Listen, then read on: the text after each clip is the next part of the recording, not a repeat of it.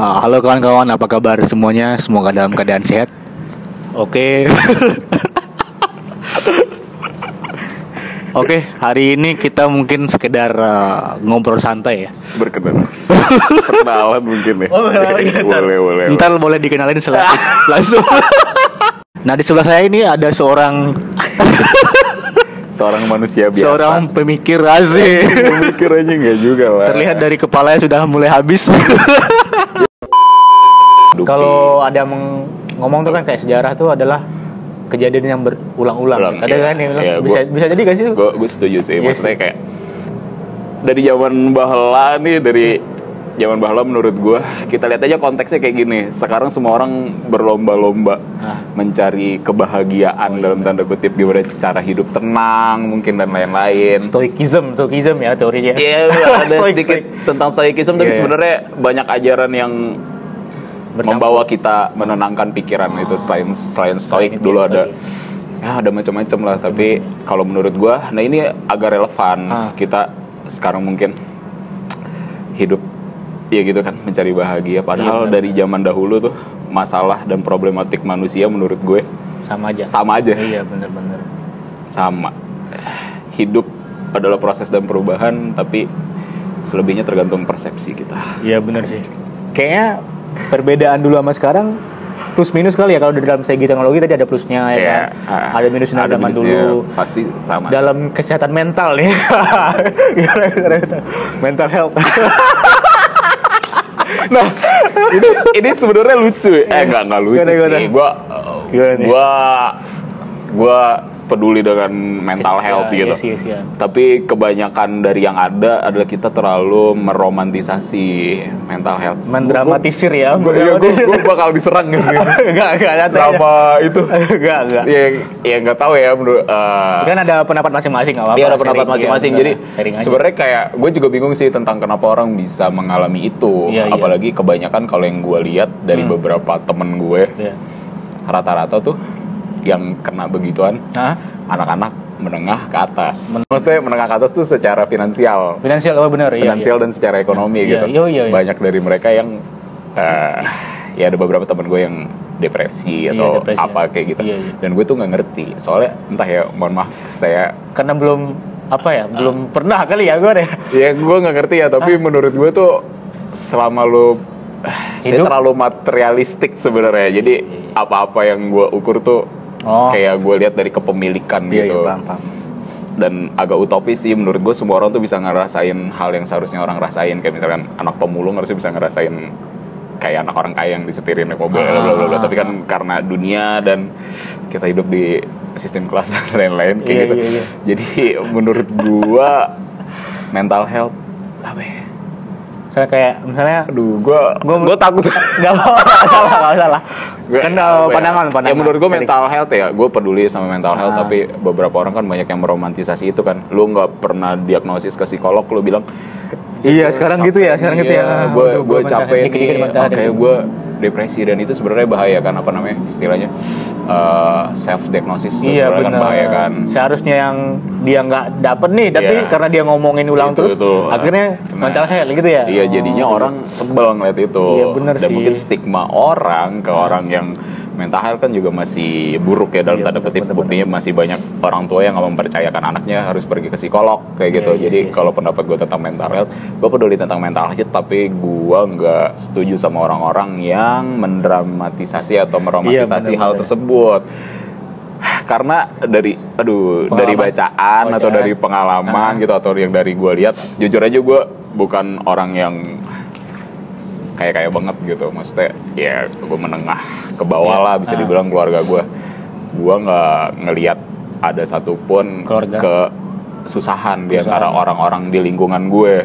Walaupun gue nggak tahu ya, secara looks gue bisa ngeliat lebih hidup aja gitu, sosialnya lebih hidup. Kita nggak ada yang ya ngeluh dikit ada ya, tapi kan itu bukan yang terlalu gue depresi nih gitu kan, kayak gitu kan. Tapi kayak ada aja gue ngeliat kayak semakin lu nggak punya apa-apa, lu semakin tenang hidup lu gitu. Minimalism bisa tapi menurut gue lebih kayak gue lebih suka Buddhisme sih, kayak kan menurut Buddhisme kan segala sesuatu hakikatnya kosong. Iya. Tuh gue lebih suka ke situ. Tapi buat mental health ya balik lagi, ya gue peduli sama mental health orang lain gitu, tapi gue nggak setuju sama orang yang meromantisasi itu, tapi ya, mendramatisir gitu menromantisasi. Saya bikin status itu apa gitu. Ntar tujuannya kayak mendapatkan atensi gitu. Iya gitu lah. Tapi kan dasarnya emang manusia memerlukan atensi orang lain. Iya sebenarnya. Tapi kalau misalnya nih, kayak kan tadi mental health nih, kayak pikiran tuh mesti ngaruh banget sih. Contohnya gini, kadang kan kita terlalu overthinking satu hal gitu kan. Iya. Kayak contoh apa ya? Misalnya satu masalah apa gitu. Nah, kadang kita, kalau gue pribadi nih, kadang mikirnya agak, maksudnya seharusnya nggak gitu. Nyampe situ sih mikirnya gitu, terlalu over gitu. Nah, gitu itu biasanya kayak beberapa persen ngaruh nggak sih menurut lu gitu? Pikiran sangat berpengaruh. Ngaruh nggak sih? Ngaruh banget ya pikiran sebenarnya ya. Jujur gue pernah disfungsi ereksi. Serius gak? Itu gimana tuh ceritanya?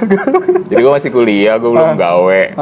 Terus mantan gue art designer. Anjir nih aib gak sih? Enggak ya, maksudnya sharing kan gak ngomongin orang. Maksudnya ngomongin dia art designer. Bener. Dia seni rupa, pokoknya anak gambar gitu kan dapat duitnya lebih gampang ya mungkin ya. Ya gue gitu. Anak sejarah anjir, gue sekarang nyari kerja susah. Gitu kan, anak gambar dapat klien selalu di orang-orang luar negeri gitu. Dibayar dengan dolar. Dan yang pasca Covid kemarin tuh orang-orang nggak punya duit, dia ngumpulin duit sampai $1.200. Soalnya online ya. Iya, $1.500 dan waktu itu titik di mana gue masih bego banget, masih sebucin itu dan gue takut banget kehilangan dia. Iya, jadi gue terlalu memikirkan hal itu sampai gue stres. Nah, tuh efeknya apa tuh? Selama stres nggak bisa ngaceng. Serius. Sampai berapa bulan gitu. Tapi lu pernah soli? Pernah gue coba tapi nggak ngaceng ya? Iya, gue udah nonton bokep nih. Nggak ngaceng. Oh mungkin nggak horny juga. Iya, maksudnya lagi nonton nih.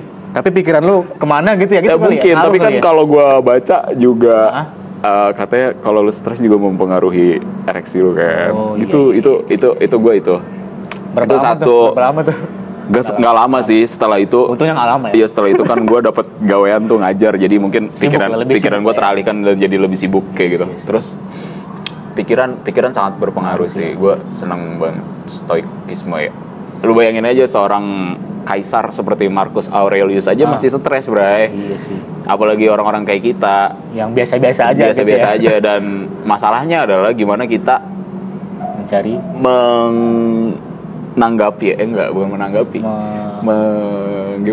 merespon pikiran itu. Soalnya gini, bro. Iya. Lu bayangin aja, kita ngambil contoh stoicism dah yang ada tuh 500 sebelum Masehi deh kalau nggak salah. 500 tahun sebelum Masehi di orang-orang Yunani pada saat itu. Iya. Lu bayangin aja nasehat yang sebegitu tuanya kemarin sempat relevan lagi nih di anak muda zaman sekarang. Iya. Setelah apalagi bukunya Henry Manampiring yang Filosofi Teros itu kan booming banget tuh. Itu bahkan bukunya kalau nggak salah berapa ya? 2018 atau 2019 gitu. Terus kan kemarin wah gila, semua orang ngomongin filsafat stoa gitu kan, stoicism, semua orang ngomongin stoicism kan berarti kayak entah nasehat itu yang canggih, apa emang kita yang nggak pernah berubah, maksudnya kayak, ya kan maksudnya kayak nasehat itu ditujukan pada orang-orang saat itu yang dimana at least pada saat itu Romawi Romawi itu lagi kacau-kacaunya karena dikuasai sama tiran dan keadaan lu tuh bisa berubah sangat drastis. Lu yang tadinya kaya kalau disuruh kaisar jadi orang miskin, lu harus jadi orang miskin gitu.